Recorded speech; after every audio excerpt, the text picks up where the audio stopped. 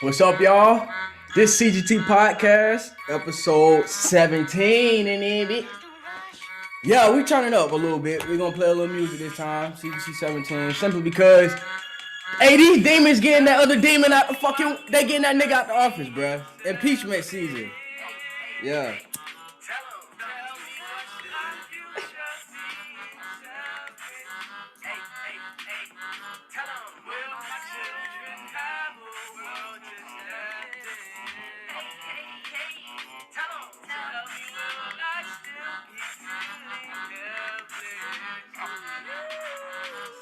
Hey, they get rid of that nigga. Hey, demons.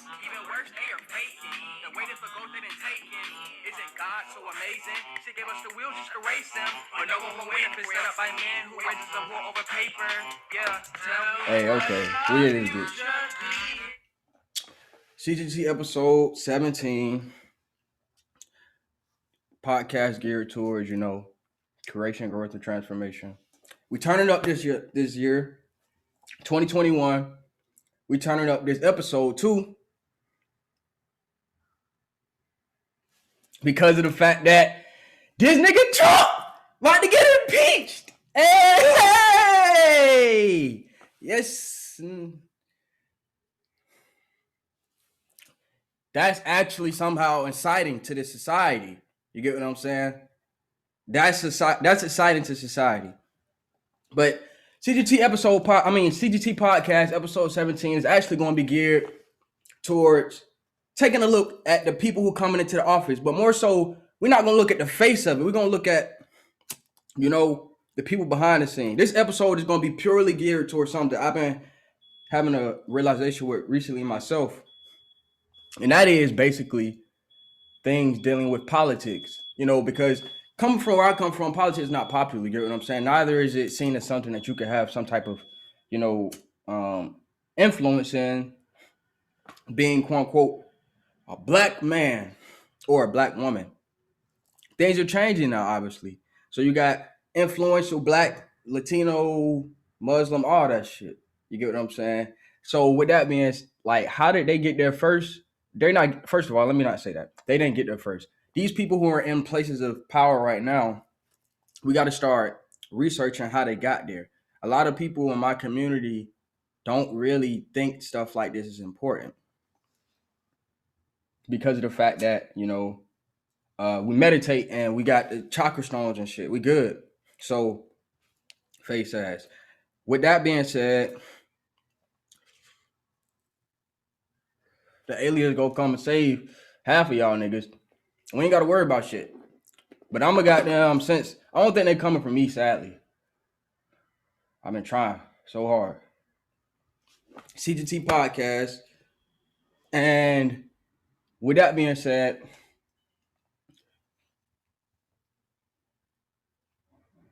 we're about to screen share. So, let me see what's going on.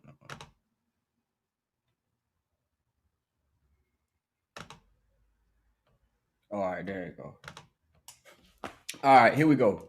Now, on the first note, I had to update myself personally on what the fuck a president's cabinet is, because of the fact that, over the span of consciousness or researching basically throughout the internet age, I've been more so prescribing myself to what they call self-help type shit, and rebuilding yourself up. And with that being said, since I've had children recently, since I've had Zen, then it's made a big impact on my life so that I can see how to bring these principles and spiritual ideas and principles down to a more grounded level, which is where I ran into this whole thing where it was like, oh yeah, presidential 2020. We were having a presidential race 2020. And then, you know what happened with the Joe Biden shit. Joe Biden, Donald Trump, you feel me? They're in the boxing ring, old ass white people, bow, bow, bow. Somehow we care about black people. Yeah, we care about them.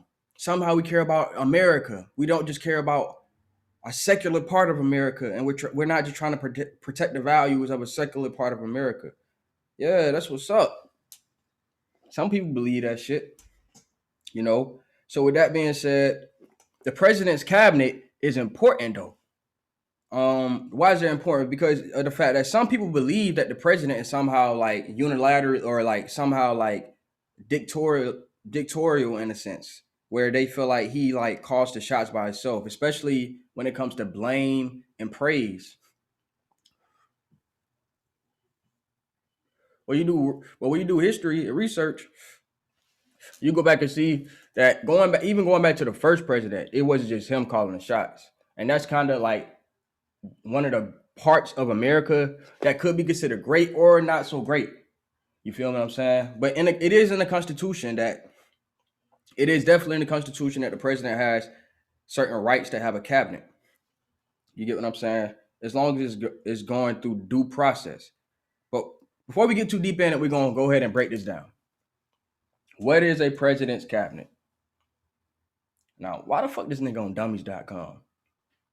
Because of the fact that I was politically ignorant in a way, in a sense. I knew about the political things that had to do with my community, but with that being said, that's just local politics. That's just local. You feel me? That's just you knowing what's going on in your local environment. And then you got the internet, and over time, that can influence you to think a certain way about the world. And then, depending on your back upcoming in the local area you live in, and depending on the company, the search engines you use, and the applications you use, you can become ignorant about whole parts of the world pretty much, and you could just be 100% indulged inside of your own political identity or your own identity, quote unquote. With that being said, that's why we on dummies.com. And why, bro, this shit is a good ass source though. You about to see that shit. You get what I'm saying? Because half of it, I back searched the shit that was on here. It's not just like they just saying that shit for dummies. And I also went here for another reason though. Another reason why I went to dummies.com and I didn't go to the government website or for some type of, constitutional litigator or some shit like that for this, or some type of website that's based around that type of information. The reason I didn't go there is because I wanted it to be some like down to earth information in a way where everybody can understand it. But at the same time, I also didn't want it to be a situation that's been proven in the past where different presidents can come in and influence the way, you feel me, current politics are going down. And we wanted to get something that was wrote before, well before any of the current thing. I mean, not saying like the current politics overall, but the current narrative of politics going on right now in the 2021 season.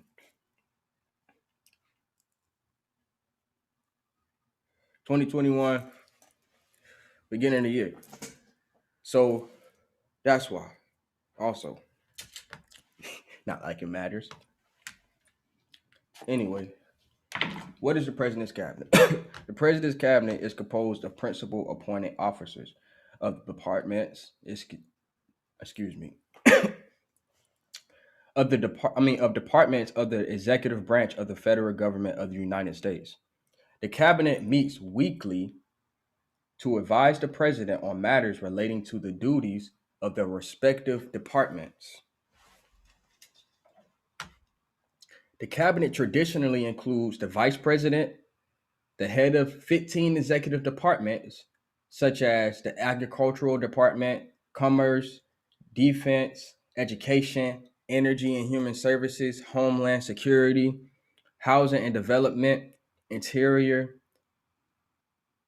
justice, quote unquote, the attorney general, in parentheses, the justice labor. I mean, no, that's a comma. The labor, state, transportation, treasury, and veteran affairs.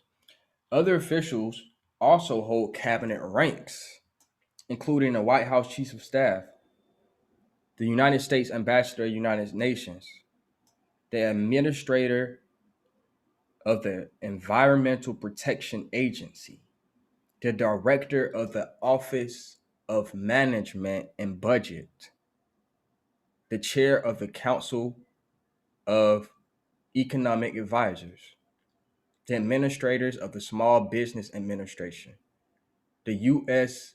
Trade Representative. So, how are these members selected?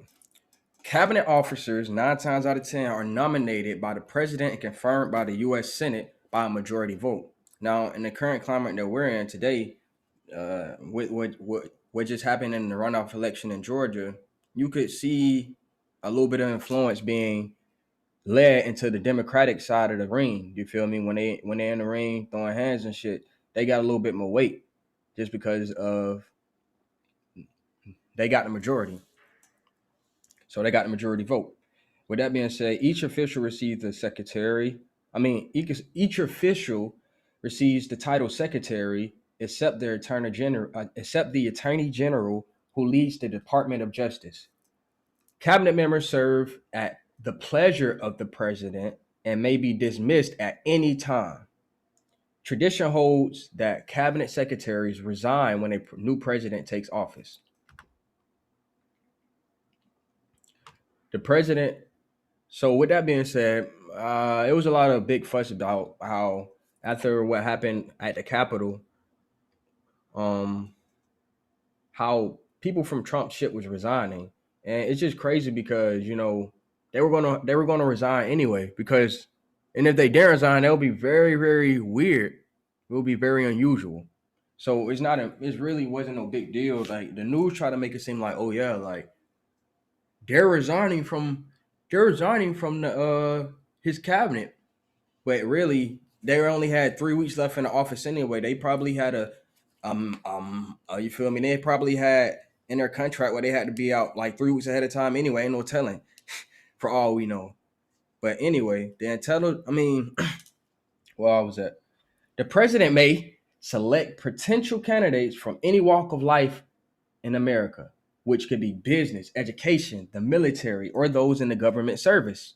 The ineligibility clause of the United States Constitution, however, states no person holding any office under the United States shall be a member of either house during his continuance in office. So that means that basically you can't be in the Senate or the House of Representative at the present time that somebody tries to appoint you to be in their cabinet.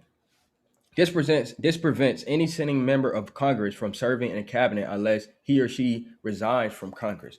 And of course, this is once again due to the Constitution, the way this shit is like pretty much broken down. It could be broken down in many different ways, but in today's age, it's commonly agreed that the cabinet, the presidential cabinet, is chosen basically 100% in favor of whoever the fuck the president wanted to be. So it could be you literally at home right now. It could be me sitting right here watching this shit. But why does it when we go back when you go load in this video, why does it seem like it's the same people almost running in Congress and the Senate, and then they become vice presidents or some shit. And then somehow they get in the president's cabinet, and then before the current president was in the other president's cabinet. And you feel me? It's a cycle of things. Now, when you go to Russia, you can see something currently similar to that. Strangely, somehow we in a boxing match, and then we got a Royal Rumble, and then this nigga Russia running down the goddamn, he slide on the mat, and then he get in the ring, right? We just gonna throw that, and then it just so happens that while the Democrats and the Republicans are in there fighting each other, of course they can hold off Russia at the same time. But why is that? Because it just so happen to be that there's similar ways they run a society, even though the economic way they run it is a little bit different. And that's obvious with Putin because go look at Putin's history. That's all you got to do right now. Go pause this video and go look at Vladimir Putin's political history. You will see how that shit goes, and then you will see that's exactly what's going on in America right now. So when they talk about the Russian first of all, when they talk about the Russian hacking of the election last time, right? And then they tried to do that for a whole 3 years. And then now out of nowhere, they're trying to make it seem like, oh yeah, you have no dignity if you just, you have no dignity at all if you question the election. And then you got AOC talking about, oh yeah, get out of the office. Get out of the office then. Chin ass. She's Donald Trump. Donald Trump's like, you're fired. She tried to do Donald Trump. These people crazy, bro. I love this shit. I love it. I love America. I love my country. Face ass. Shall be a member. Okay, what was I at? Oh yeah. Now we're gonna look into the history of the cabinet. The history of the cabinet extends to the first U.S. president, George Washington, who called a meeting of the Secretary of State, the Secretary of the Treasury, the Secretary of War, and the Attorney General to advise him on issues, quote unquote, issues, most of which dealing with how to fucking, you feel me, hold off the Britain, fight Britain, while also holding off the motherfucking Indians until they could, you feel me, regroup and shit, and then try to come over here and slaughter the rest of the fucking. But we're gonna get into that and further, maybe another podcast episode. That's not about this. What is the history of the cabinet? The history of the cabinet extends to the first president, the first U.S. president, George Washington, who called the meeting of the Secretary of State, the Secretary of the Treasury, the Secretary of the War, and the Attorney General to advise him on issues. James Madison described these meetings as the president's cabinet, quote unquote, which the nickname stuck over time and became political. You feel me? Somehow. The U.S. Constitution, however, did not mention the cabinet, but several provisions refer to principal officers or quote unquote executive departments, which is where they're about to describe. The Constitution in Article 2, Section 2 authorizes the president to quote unquote appoint ambassadors, other public ministers, and councils. In addition, end quote. And in addition, the president, quote, may require the opinion in writing, quote, you got to make sure you get that part down. It got to be in writing of the principal officer in each of the executive departments upon any subject relating to the duties of their respective offices, end quote. Taken together, these provisions give the president the necessary authority to appoint executive department officials and compel their advice on important policy matters. Important policy matters. That's important. You feel me? And these are the issues they had to talk about. Not just from, you feel me, back then during the times when they wrote the shit, or the people who quote unquote signed it and made it quote unquote law, which was quote unquote broken many times by they said that themselves. So that means that really, if we're talking about the weight of the Constitution and the people who uphold it, it's very questionable if they actually respect it. And we can actually say that half of the presidents that have served as presidents, if not 80% of them, were actually invasive terrorists. We can actually say that if you actually going by the Constitution that the terrorists wrote themselves. You get what I'm saying? What is the order of presidential succession? The cabinet is crucial to the presidential line of succession. That determines the order in which the officials succeed to the presidency following the death or resignation of the president. The vice president tops the order, followed by the Speaker of House, then the president pro tempore of the Senate. The cabinet officers succeeded to the presidency in the following order: Secretary of State, Department of State; Secretary of Treasury from the Department of Treasury, blah, blah, blah, blah. Yeah, so this is a list of people. This is the list of the department leaders or the office leaders, which would be in the line of succession to be president if somehow these motherfuckers just start dropping dead like flies, which would be so funny, bruh. But it's not. That would be so tragic at the same time. It's only funny because I'll be watching dark humor and shit like that, and I've seen some other videos referencing it. It was just funny. But it would actually be tragic if somehow these people just start dropping dead like flies, because I already know people will lose their minds and they will use that as propaganda any way they could to continue an somebody out there, some authoritarian religion or some authoritarian based politician or some authoritarian based figure is going to come along easily. Maybe the media themselves, the mainstream media themselves, could come together and use the opportunity for whatever the fuck they wanted to. So that's that. But then they go on to tell you about the 7 article. But I want to before I go into that, we got to break down one more thing. The tradition of the cabinet arose out of the debates at the 1787 Constitutional Convention regarding whether the president would exercise executive authority solely, quote unquote, or collaboratively with a cabinet of ministers or a privy council. Interesting. There was a whole debate about that. As a result of the debates, the Constitution, Article 2, Section 1, Clause 1, vests all executive power in the president singly and authorizes but does not compel the president in Article 2, Section 2, Clause 1 to require the opinion in writing of the principal officer in each of the departments upon any subject relating to the duties of their respective offices, quote unquote. The Constitution does not specify what the executive departments will be, how many there will be, or what their duties will be. So that is important right there, because with that being said, that's why there was just, you feel me, 4 or 5 at first, and now there's about infinite. There's an infinite amount, and some of these will never be found out. Some of the things that happened over time, which was under the executive order or the executive branch, they will never really be found out. So with that being said, let's do this. Federal law and in 3 U.S.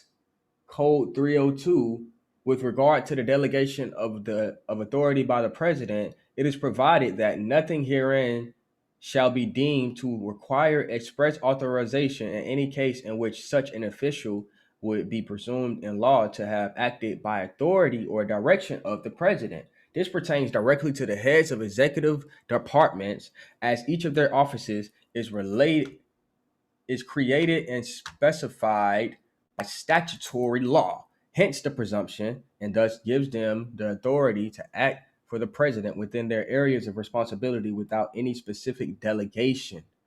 So that means that basically it's like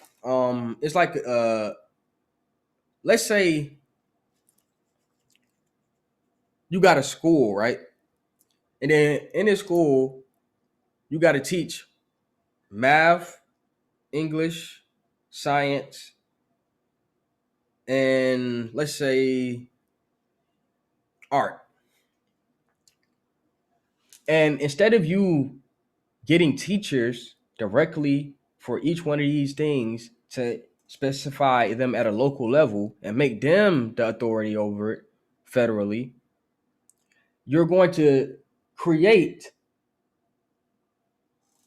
individual principles and just give these out to the whole school. Separate principles. So with that being said, the Department of Labor and the Department of Agriculture, they come together, they meet weekly, and then they go separately outside of that, and they can do what the fuck they want to do. And there's no consequences for that at all. At all.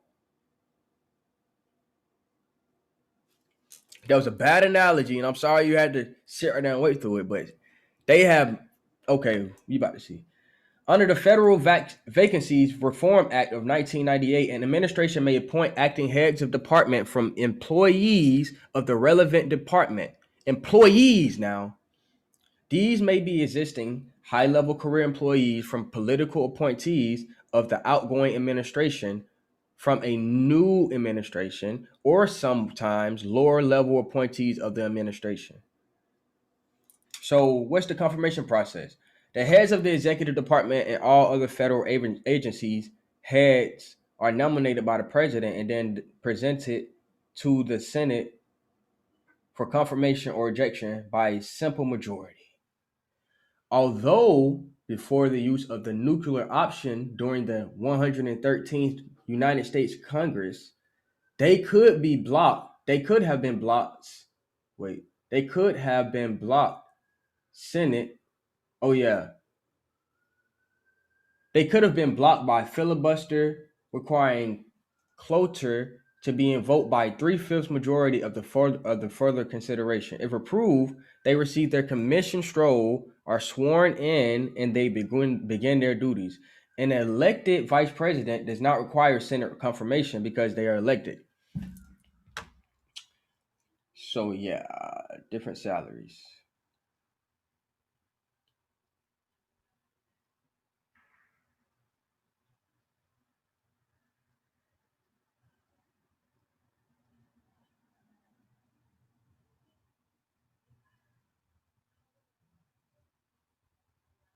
So we're looking at all these people. We're looking at all these organizations and departments.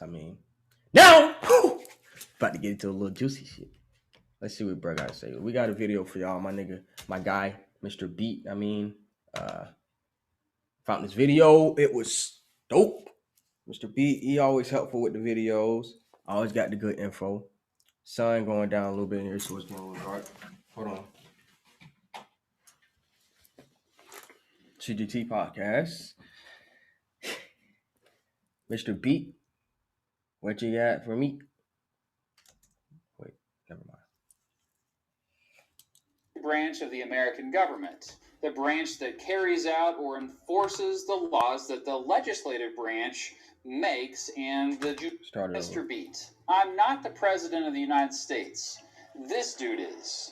He makes up the executive branch of the American government, the branch that carries out or enforces the laws that the legislative branch makes and the judicial branch interprets. But it's not just him. It's his vice president, who is currently this dude. But it's not just these two dudes. In fact, there's a huge team working with them. It's commonly referred to as the cabinet. In this video, I will explain the purpose and history of the cabinet. So let's start with the Constitution. Article 2, Section 2 says the president gets some help. He or she doesn't have to do the job alone. The cabinet's official role is to give the president advice based on their expertise. The Constitution actually doesn't say anything explicitly about a cabinet. The word cabinet comes from the Italian word cabinetto, which means a small private room. You know, a place to talk about important stuff without interruptions. The first president to use the term was James Madison, who called his meetings, quote, the president's cabinet. Over the years, as the country has grown, the cabinet has grown. George Washington, the first president, and still my favorite one, by the way, held the first cabinet meeting on February 25th, 1793. He had just 4 department heads there. His Secretary of State, Thomas Jefferson. By the way, this is a reaction video, too. Secretary of the Treasury, Alexander Hamilton, Secretary of War, Henry Knox, and Attorney General, Edmund Randolph. Yeah, Jefferson and Hamilton spent much of the meeting fighting over the creation of a national bank. Today, the meetings are bigger. The cabinet That's a big thing, too. We're going to talk about that in the future podcast. Executive departments. So what the heck are these cabinet members in charge of? Well, a lot. The Secretary of State, who is currently Rex Tillerson, mostly deals with foreign policy. Tillerson presides over the State Department, which employs around 69,000 people and has a 2017 budget of over $50 billion. Mind you, you got that, and you got the Council on Foreign Relations, too, somehow. That's 2 different things.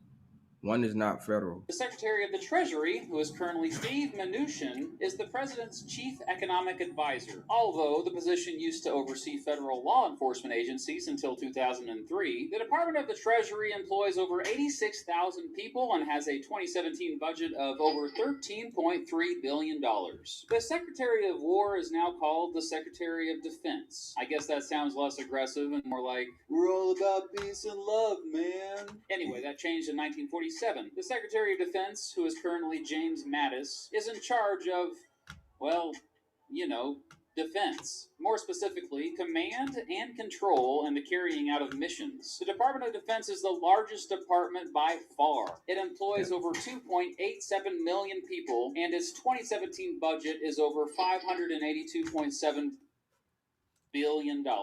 The Attorney General, currently Jeff Sessions, is the chief law enforcement officer and highest lawyer of the federal government. Sessions heads the Department of Justice, which employs over 113,000 people, and its 2017 budget is over $29 billion. $29 billion, created right? the Department For of the the Interior on March 3rd, 1849. Today, the Secretary of the Interior is Ryan Zinke. He and his department for maintaining and conserving most federal land and natural resources, and currently employs over 70,000 people with an annual budget in 2017 of $13.4 billion. On May 15th, 1862, Abraham Lincoln created what is today called the Department. Are responsible for maintaining and conserving most federal land and natural resources, and currently employs over 70,000 people with an annual budget in 2017 of $13.4 billion.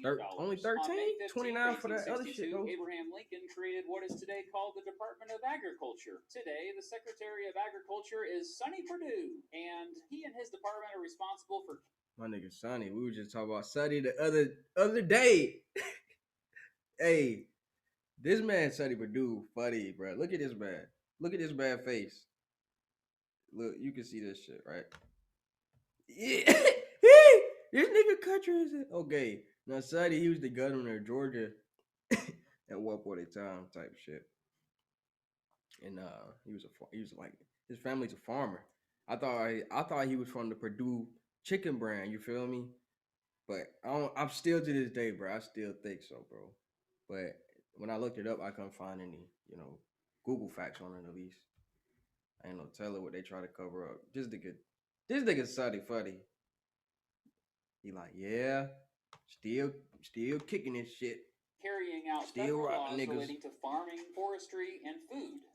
Hey, I like food. The department has around 106,000 employees, and its 2017 budget is over $151 billion. $151 billion. Don't let them tell you shit about no fucking food shortage, my which is all about looking for ways to grow the American economy. Today, it's led by the Secretary of Commerce, Wilbur Ross. His department employs around 44,000 people, and its 2017 budget is $9.8 billion. On March 5th, 1913, the last day of his presidency, William Howard Taft created the Department of Labor, which is all about finding ways to help workers, those seeking work, and those seeking a way out of work. Headed by the Secretary of Labor, who is today Alex Acosta, the department employs more than 17,000 people. How the fuck?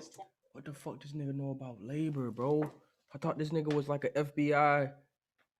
Am I tripping, y'all? Hold on, bro. Let me look this shit up. And that's why we doing this shit right now.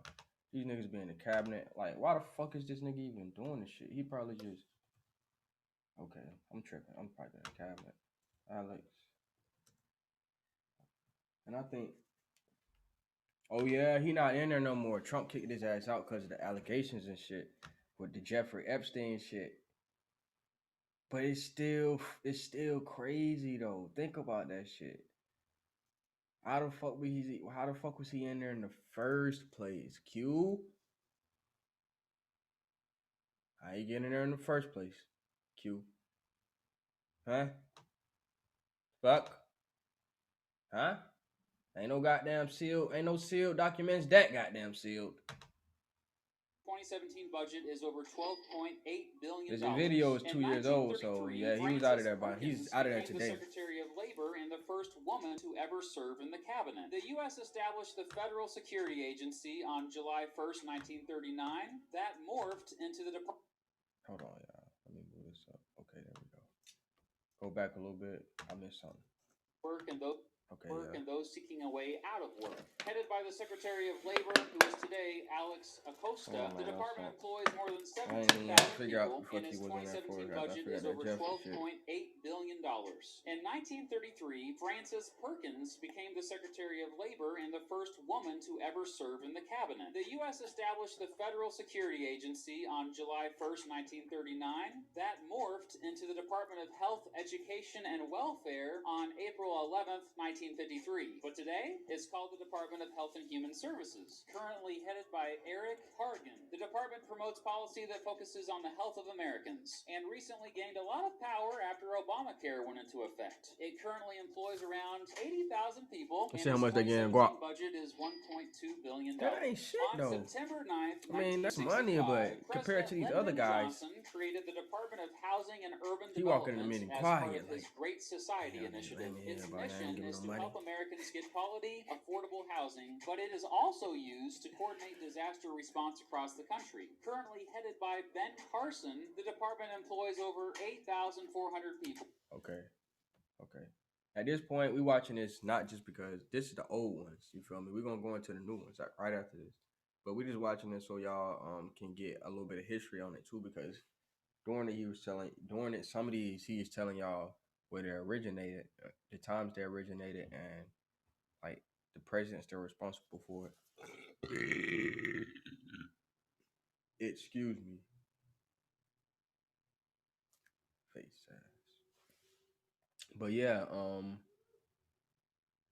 he's breaking down the history, which is important because these in one of my I think it was CGT podcast episode 3, I was kind of going into things like this, like how all these emergencies are used to create these different departments, and these different departments are basically different. It's a way for people who were running successful businesses that were tied into people who were running more successful businesses, and as time goes on, the least successful businesses were going to fail. So what they ended up doing was creating these departments in which they can keep recycling their, you feel me, friends inside of them without there really being any need or demand in our economy for that.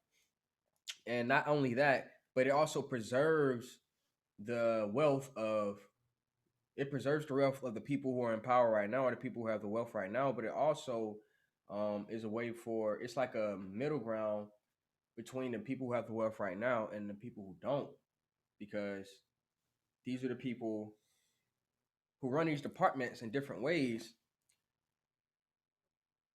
The times when they were created,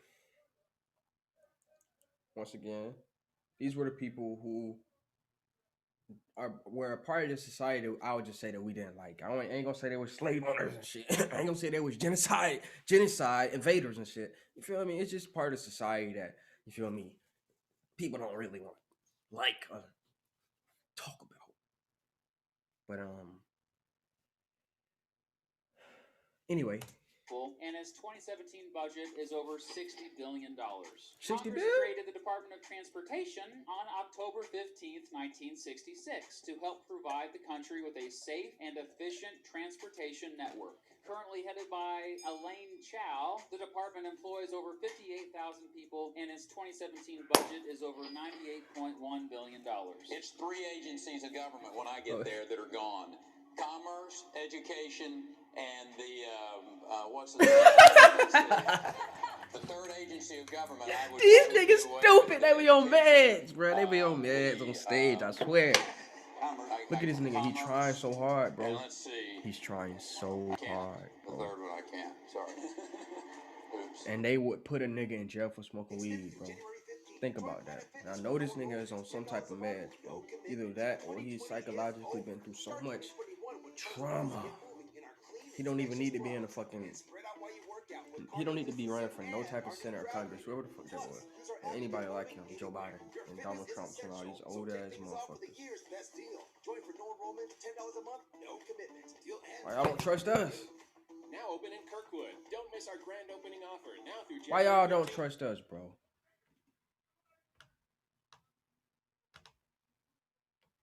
Oops.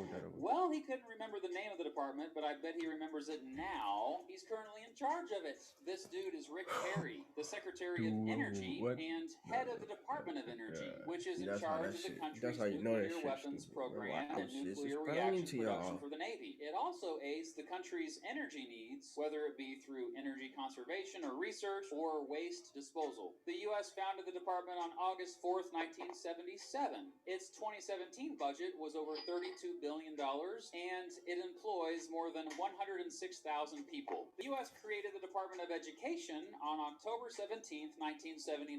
Currently headed by Betsy DeVos, its main purpose is to manage and coordinate federal assistance to education, but it also collects data on the country's schools and enforces federal educational laws. It employs more than 4,400 people, and its 2017 budget is more than $209 billion. Yeah, that's a lot of student loans and grants for college. While the U.S. has provided benefits to its veterans dating back to the Revolutionary War, it didn't create what's now called the Department of Veterans Affairs until 1930, and didn't become cabinet level. How about this? Here's a notion. That $209 billion. How about you literally get rid of the Department of Education and use that money to get rid of everybody's student loans, and they create a new department or a new executive order that will be way more efficient and better than that one, because that shit was garbage. Until 1989. The current Secretary of Veterans Affairs is David Shulkin, and the department's main job is to provide essential services to American veterans. Its 2017 budget is more than $182 billion, and it employs more than 377,000 people. All right, let me see something. I think that was going to get into something else. Oh, yeah. Is that real life? No, yeah. The later part of the video is what I really wanted to show everybody. The president nominates the department heads and presents them to the Senate to be approved by a simple majority, aka 51 of the 100 senators approve. The vice president doesn't need Senate approval as he or she is elected, but neither does the White House chief of staff, who is basically the president's personal assistant. Because the chief of staff manages the president's schedule and manages the White House staff, he or she is often seen as a gatekeeper of sorts. The chief of staff actually isn't technically a part of the cabinet, though. He or she is what we call a cabinet-level official. Cabinet-level officials attend cabinet meetings but are not official cabinet members. It includes the trade representative, director of national intelligence, ambassador to the United Nations, the OMB director, the CIA director, the EPA administrator, and SBA administrator. You're all fired. All four are fired. Should've been. Damn, I wish he was a real G like that, but he ain't. He a fucking Gemini. Niggas be trying to trick. These some tricky Mercury type motherfuckers. You need me in that bitch. You need Soulja cabinet, bro. Soulja cabinet. Say it with me, everybody. Soulja cabinet. Soulja cabinet. Members are subject to impeachment by the House of Representatives if they act up. Now, here's the thing. I haven't even got to the individual federal. Both fall under the umbrella of the departments or are independent agencies, like the FBI, CIA, Federal Trade Commission, Social Security Administration, National Park Service, Corporation for Public Broadcasting, NASA, and many others I am sure you have also heard of. For the most part, they are all part of the executive branch as well. How many federal... Okay, so go back. Let me go back a little bit. Let's go back a little bit. Let's see, this says something. That was the part of the video I really want everybody to hear. Or are independent agencies, like the FBI, CIA, independent Federal agencies. Trade Commission, Social Security Administration, National Park Service, Corporation for Public Broadcasting, NASA, and many others I am sure you have also heard of. So with that being said, these are independent agencies, but somehow they're tagged along with the executive agencies. Do you get what I'm saying now? What I was saying earlier, everything I said earlier should be signified. Your brain should be piecing that together. You get what I'm saying? Thank you. for the most part, they are all part of the executive branch as well. How many federal agencies are there? Well, I had a really hard time figuring this out. I honestly don't think anyone really knows. There might be 430, according to one source I found, or there might just be 115, according to the Administrative Conference of the United States, which recently printed, quote, "There is no authoritative list of government agencies," unquote. We do know that there are... What? Say what? Say it again. There might just be 115, according to the 115 agencies. Hold the fuck on. There might just be 115, according to the Administrative Might Conference just of the be. United States, Might just which be. recently printed, quote, There is no authoritative list of government agencies, unquote. We do know that there are approximately 4 million people who work for the federal government. That's it. Probably. Maybe? That number is not for sure either. There's also all the state and local workers who get federal aid, not to mention the millions of contractors who also work for the federal government. The bottom line is the executive branch of government is huge. When I see diagrams in government textbooks that look like this, I just sort of chuckle. Keep up with all this shit, bro. That's ridiculous. It's not just the president and his cabinet. We're talking about a huge team of people that work underneath them, millions of employees, hundreds of billions of dollars. Man, this shit ain't the cabinet real, has a bro. lot of power. All right, come on. He said the cabinet has a lot of power. We're about to figure out what the next 4 years, possibly, because we already know Joe Biden ass ain't gonna be in there all 4. Come on, bro. This man got, look at this, bro. This man got too much shit against him, bro. He not gonna be in there all 4. He ain't gonna be in there all 4 quarters, you feel me? We talking about, whew, you in the fucking court, you on this court, boy. You on this field for 4 quarters, you think you gonna be in there for 4 quarters, you got niggas blitzing you and shit. You got niggas trying to goddamn put the 3-4, you feel me, putting the 3-2 defense on you. Lockdown. Kawhi Leonard's. You think you're gonna be in there all 4. With that being said, woo, that nigga, hey, we got Trump up out that bitch. And President Joe Biden, President-elect Joe Biden, they keep saying that. President-elect Joe Biden has been assembled. Okay.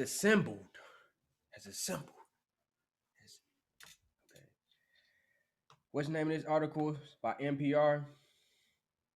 Biden administration. Here's who has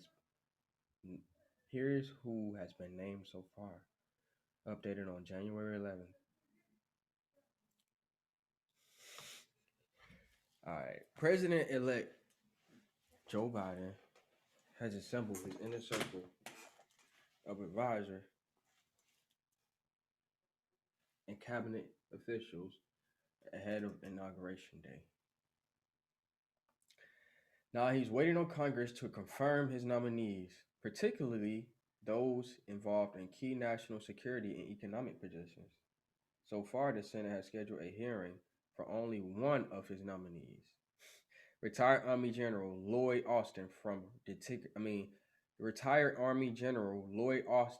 for a defense secretary. Damn, nigga need some more water. Whose hearing is slated for January 19th? President Trump had 2 cabinet members confirmed by Inauguration Day in 2017, while former President Barack Obama had 6. Meanwhile, Biden continues to fill out other positions for his team, maybe because nobody want to fucking work with this fucking nigga. On Monday, he announced he would nominate William Burns, a career foreign service officer and former ambassador to Russia, to lead the CIA. Let me say that again. Meanwhile, Biden continues to fill out other positions for his team. On Monday, he announced he would nominate William Burns. All right, we're going to see who the fuck William Burns is, y'all. Open a new tab. Wait, never mind. I think we're going to do that later. Never mind. NPR's provided information on the members of the Biden team as they are announced for the White House, national security, a career foreign service officer and former ambassador to Russia to lead the CIA. Wait, never mind. I'm tripping.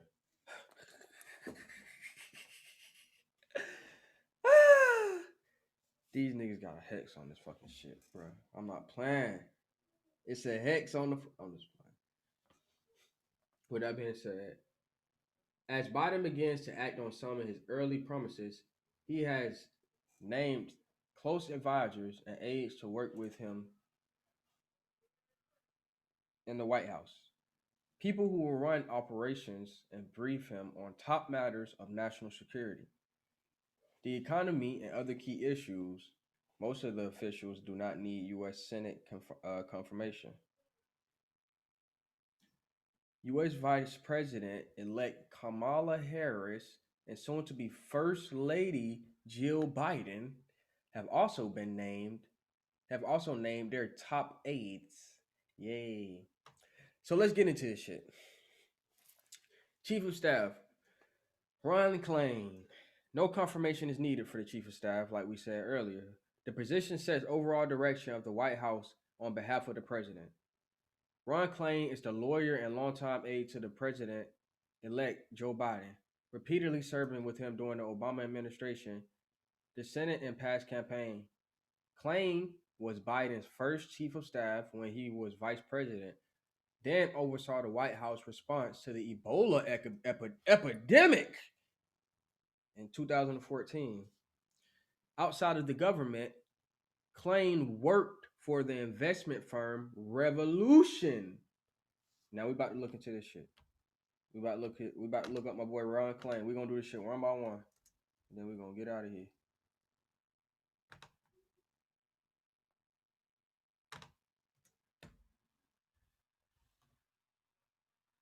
Ron Klain family history. Let's get into this shit.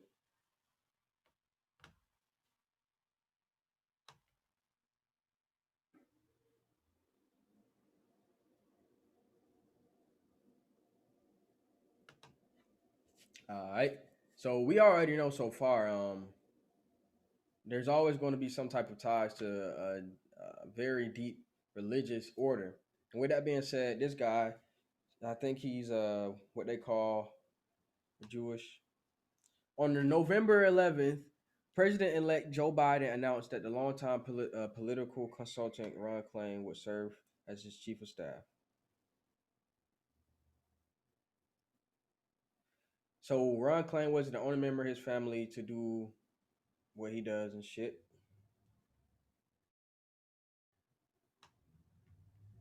Anyway, that's not important. That's not really important. That's not a good one.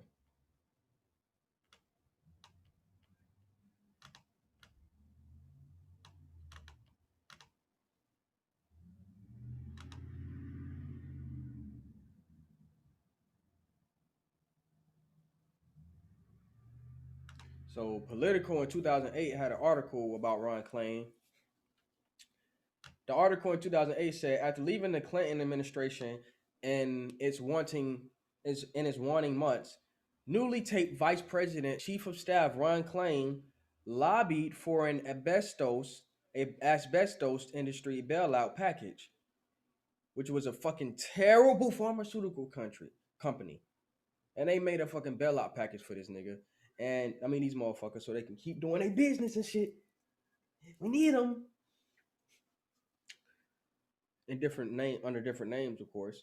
Anyway, an airline merger, mortgage regulations to help Fannie Mae and a drug maker under congressional scrutiny for withholding life-saving drugs from dying patients, among other clients. Klain's career as a lobbyist, during which clients paid nearly $700,000 for lobbying in which he participated, ended when he left his partnership at the law firm O'Melveny and Myers in 2005. That makes him eligible to be the top aide to Vice President-elect Joe Biden under the rules outlined by President-elect Barack Obama, who decreed early in his campaign that lobbyists can work with his administration. just not in the areas related to their lobbying within 2 years of that lobbying. So that's gonna make a difference. 2 years. That's logical, Barack. Just like you sipping that fucking water. Oh, this is the strongest ethics and lobbying reform policy in history, asserted Obama transition spokesman Tommy Vare. Okay, that's all we need to know about. That's all we need to know about this nigga Ron. He a fucking lobby. He takes money. That's why he in the position he in. You get what I'm saying? So the deputy chief of staff. Let's see what they got going on. The deputy chief of staff for President-elect Joe Biden is Jen O'Malley Dillon. What is that responsible for? The president's deputy chief of staff is responsible, and it helps run day-to-day operations of the White House staff. Jen O'Malley Dillon joined Biden's campaign in March after managing Beto O'Rourke's primary bid. Don't know what the fuck that is, honestly. She is a veteran of 7 presidential campaigns and a former executive director of the Democratic National Committee. Don't give a fuck about her. She basically, is this bitch a man? I don't know what she was responsible for, actually. But I actually don't think that's an important seat, so I'm not gonna look her up. We already know she basically will do anything people say. That's what she's there for. She's a promoter, political promoter in a way. That's what it seems like. Just like she maintained to help this man run in the way he did. Electrified. Ain't no way that possible that she cannot organize the shit that's going on in the presidency too, on some scandal type shit. Scandal. Hey, if y'all fuck with Scandal too, then y'all fuck with this episode of CGT Podcast 17. You get what I'm saying? Because this shit is just like Scandal. With that being said, let's see what this. My bad, already. So the deputy chief of staff is Bruce Breed, and he helps run day-to-day operations in the White House staff too. Breed was former President Bill Clinton. I can't even say that, bro. So he was fucking with Bill Clinton, chief domestic policy advisor. Chief domestic policy advisor. So you telling me all that shit that happened under the Clinton shit with the fucking 3 strikes you're out shit, crime bill, all the NAFTA shit, all the fucked up shit that happened during the Bill Clinton years.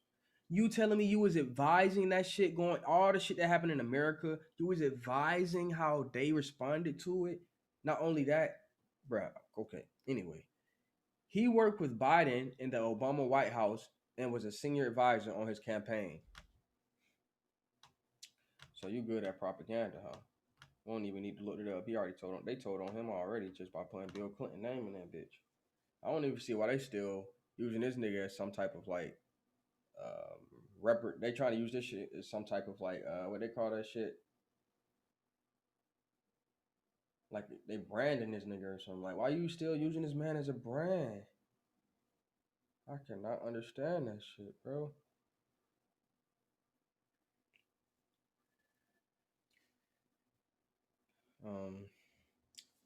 The counselor to the president, no confirmation was needed. The position provides strategic advice to the president. Strategic advice now. You feel what I'm saying? And Steve Ricchetti was Biden's second chief of staff when Biden was vice president. A longtime aide to Biden, Ricchetti was deputy chief of staff to former President Bill Clinton also. During the George W. Bush era, Ricchetti worked as a lobbyist. Okay, that's what's up. He was a lobbyist too. So we got to clap for the lobbyists now, because they somehow in today's politics, that's goddamn glorified. And that's somehow proving that you're a long-time politician. If you lobby and you take lobbying money, then people fuck with you. You get what I'm saying? Corporations always going, man, come on, bro. Steve Ricchetti, bro. They ain't even gonna put Steve picture up there, so I'm gonna go ahead and I gotta see what Steve look like. He sound like he got some Ricchetti sounds Italian or some shit. Like, is that Italian or French? I don't know. Let's see. Let's see what Steve look like. Steve Ricchetti. Okay, Steve. Let's see, Steve. Let's see what they're going on. Lobbyist brother of Biden. Advisor has reputation of deep connections and looking to avoid possible conflicts. Bruh, you talking about, bruh, why would you even put these people? Oh my God. Amazon hires lobbyist brother of Biden, White House counselor. Come on, bro. Amazon just hired the lobbyist brother of this nigga, bruh. Come on, bro. This is no coincidence how they wrapped up, bro. Come on, bro. I'm good. Hey, we got Trump out there, bitch. Let's go, bro. That's all. You get it's lit. Counselor to the president. Another counselor to the president. You get what I'm saying? It's Jeff Zients. Their position coordinates the COVID-19 response on vaccines and other issues with agencies and state and local governments. Jeff Zients was a top economic official in the White House during the Obama administration. He is known for leading efforts to fix the healthcare.gov website. Wow, that's still terrible. So I don't know if you could say it's fixed. Since then, he has been CEO of investment firm Kramer and had been on Facebook board of directors, bro. My God. My God. How dirty could you be, Joe? Cam. Damn, bro.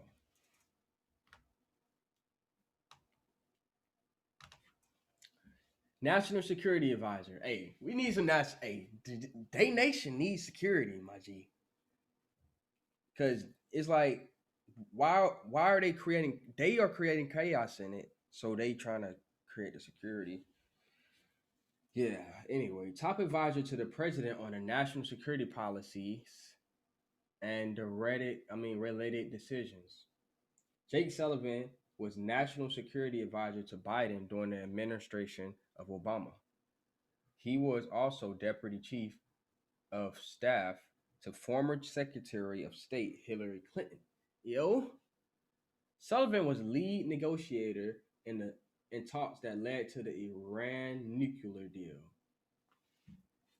He was the lead negotiator. I don't even, bro. I was gonna look these people up, but NPR already telling on these motherfuckers enough. And these little bitty little paragraphs, bro. Little bitty little statements. They telling on themselves.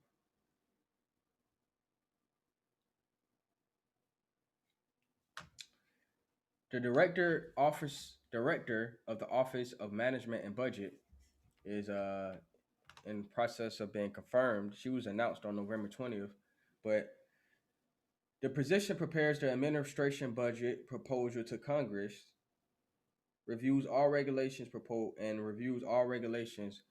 by agencies, which is why she has to propose the budgets and prepare the budgets. Neera Tanden is the CEO of the Center of American Progress, a Democratic-leaning think tank. A Democratic-leaning think tank. Tanden played a senior role at the Department of Health and Human Services during the Obama administration. Working on the Affordable Care Act, she was a campaign advisor to Obama and Hillary Clinton. Please deny her. Please.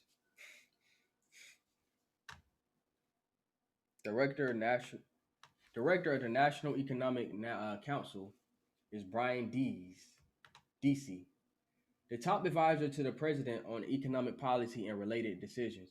Brian Deasy was a deputy director of the National Economic Council, the NEC, a top official at the Office of the Department of Management and Budget and Climate Advisor in the Obama White House. Since then, he has worked at the BlackRock of as the global head of sustainable investing. What the fuck is the BlackRock? Let's look up what the BlackRock is. BlackRock.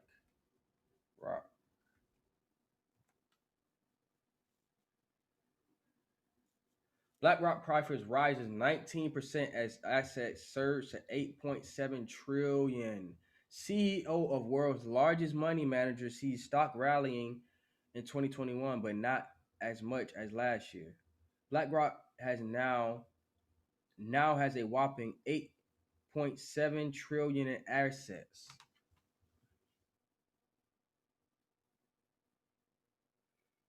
Y'all don't see how this shit work yet, huh? Y'all don't see how this shit work yet.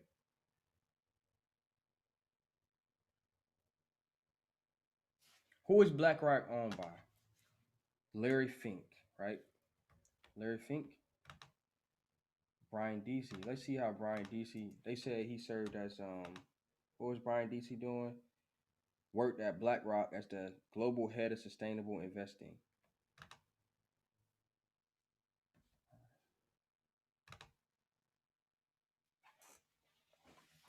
Brian Deasy is the managing director and is the global head of sustainable investing at Global Rock. Prior, he was Barack Obama's.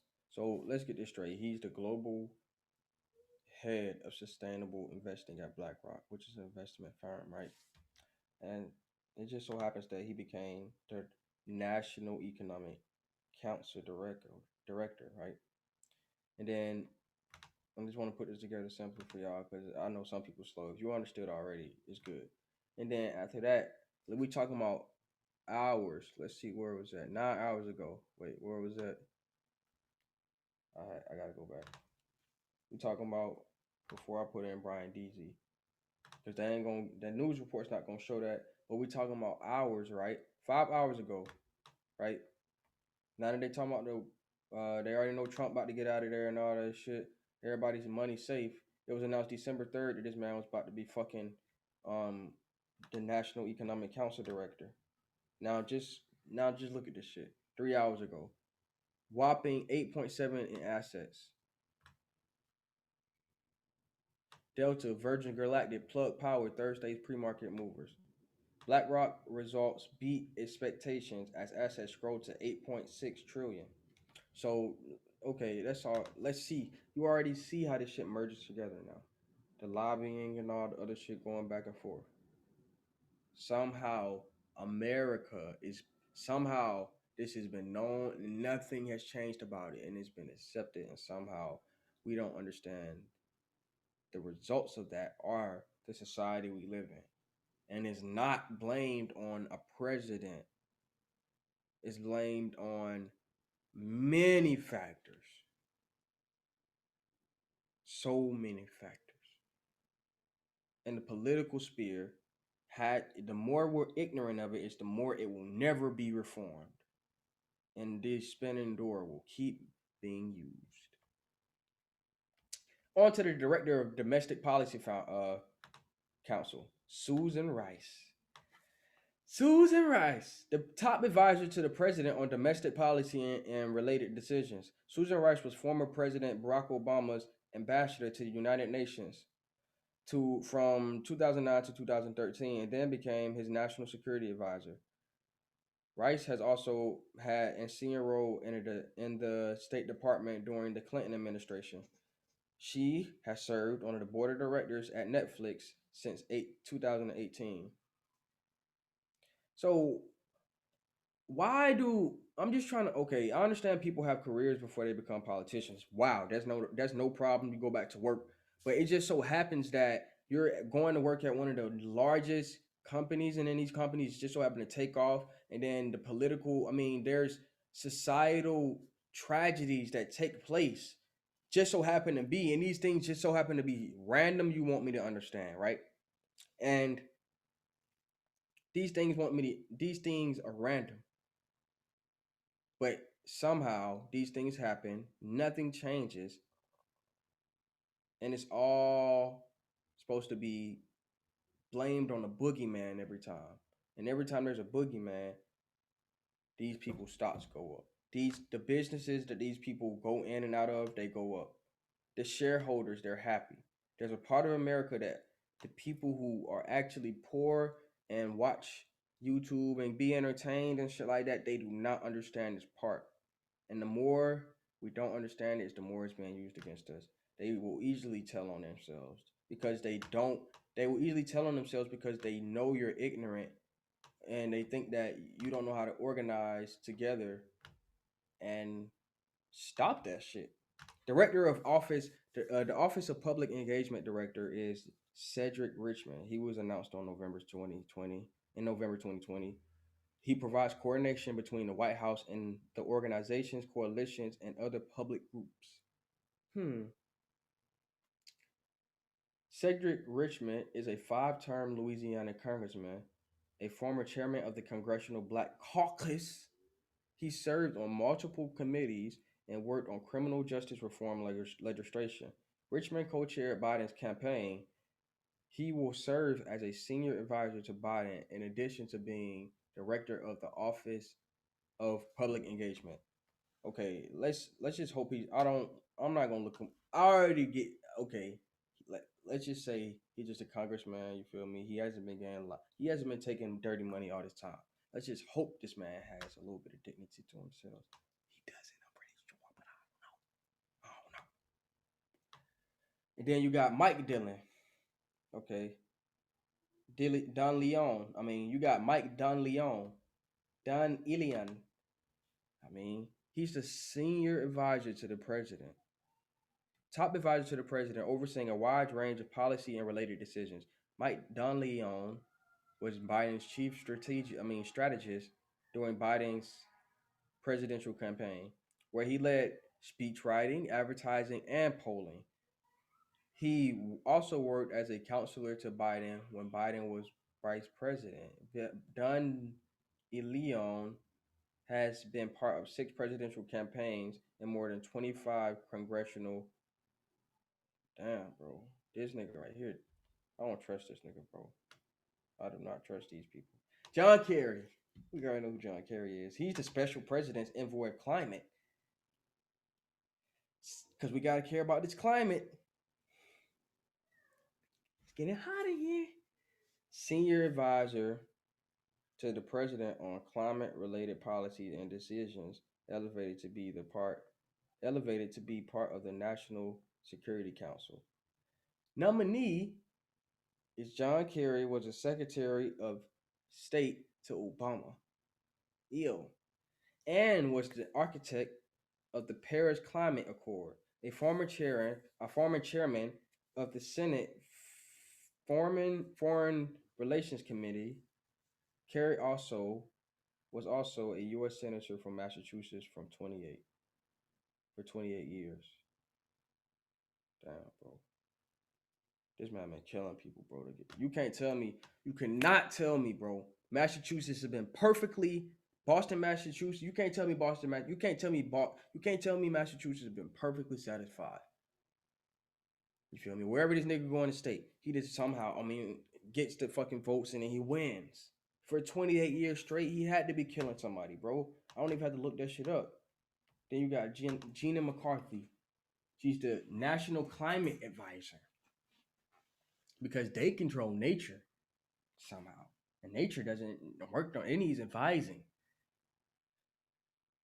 Runs the new White House Office of Domestic Climate Policy, assists the president in coordinating his climate agenda. Gina McCarthy led the Environmental Protection Agency during President Obama's second term. She has been the CEO of National Resource Defense Council, of the National Resources Defense Council. Early in her career, McCarthy was an environmental regulator in Connecticut. Regulator. This is a long. I mean, we only got a couple more left.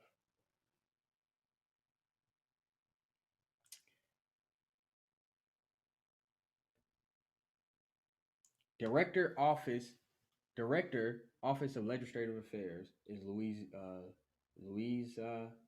Terrell, and then you got the Director Office of Intergovernmental Affairs, who is Julie Chavez Rodriguez. Okay, let's see what she's responsible for. She provides coordination between the White House and state and local governments. Okay, so Julie Chavez Rodriguez worked as Biden's deputy campaign manager. Earlier, she was national political director for Vice President-elect Kamala Harris. Rodriguez has a senior role on the Obama White House public engagement team. Okay, so she been working in the mud with them behind the scenes and shit. So they was like, all right, we'll give you a little bit of shine. Director of the White House Office of Presidential Personnel, Kathy Russell. Kathy Russell is the State Department ambassador on global women's issues in the Obama administration. A white lady. She previously worked as Jill Biden's chief of staff in senior positions at the Senate Foreign Relations Committee, Senate Judiciary Committee, and Justice Department. Damn. Jill Biden been in the dirt too.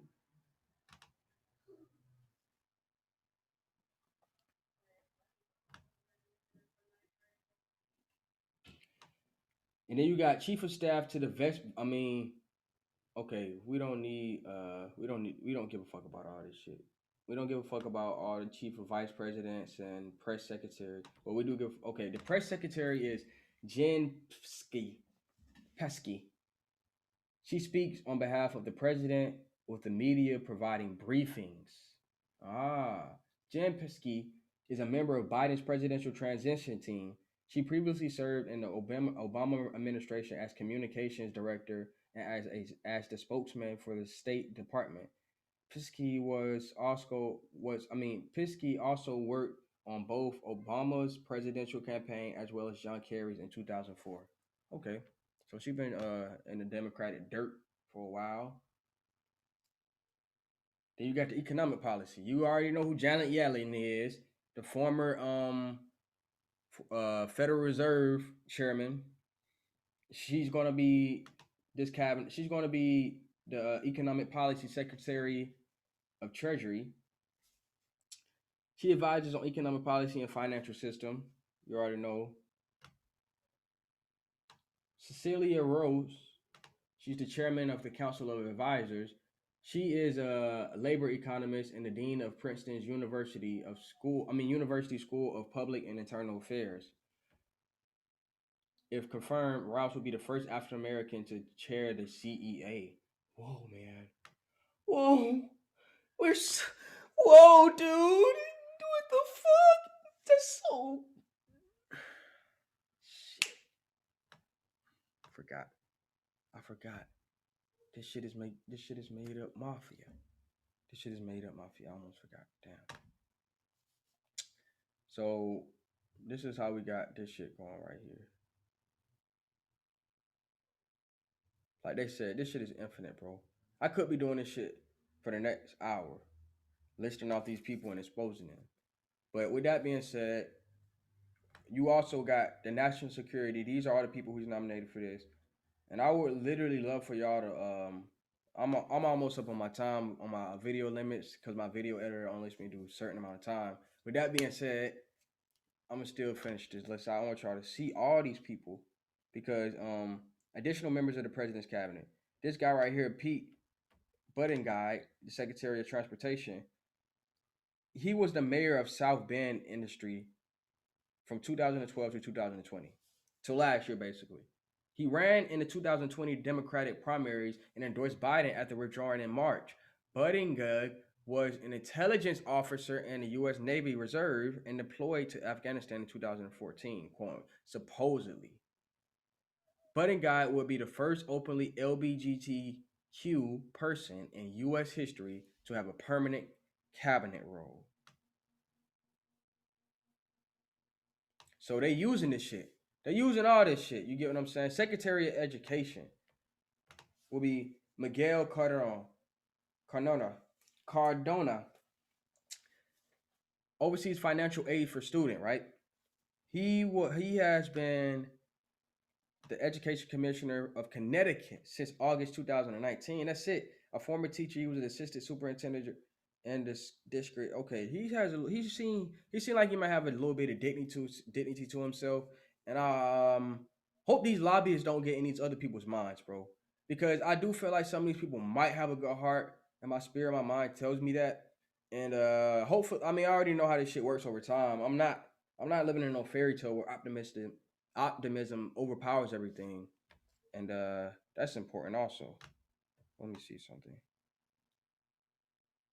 Stop share. That's important also. Damn, it's dark as fuck in here. Hold on, y'all.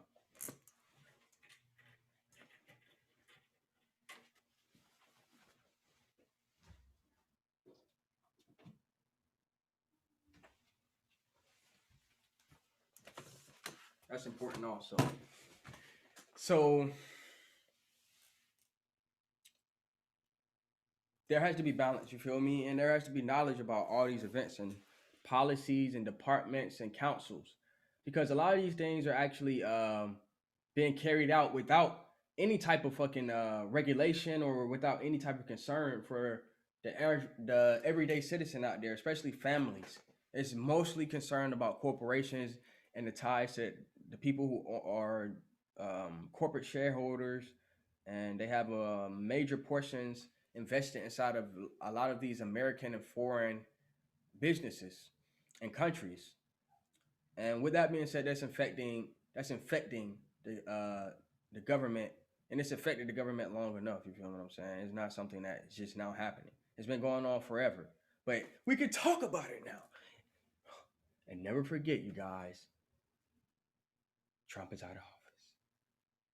So that's something everybody can say, whoopee woo, whoopee woo, whoopee woo, woo hoo woo hoo woo hoo, right? This has been CGT Podcast, episode 17, focusing on the presidential cabinet and the beginning of the year energy, you feel me, that they're trying to distract everybody with. And I want everybody to know, whatever happens from this point on, these are the people responsible for this shit. You get what I'm saying? All the tragedies, all the pandemics, and all the fucked up shit, all the false flags or anything that could possibly take place for these people to have their little money. Guess what? It's these people responsibilities.